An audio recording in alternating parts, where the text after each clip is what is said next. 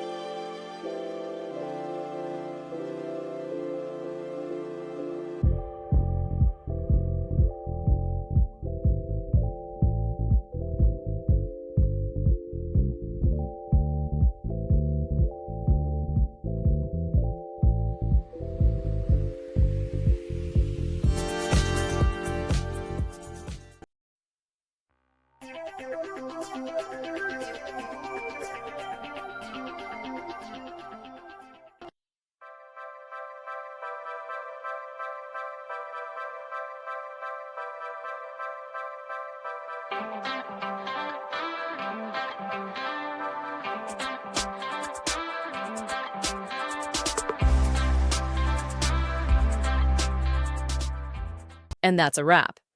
I hope you found the answer you were looking for. If you did, take a second to hit that subscribe button, it really helps out. And let me know in the comments which solution worked best for you. See you next time in the debug zone.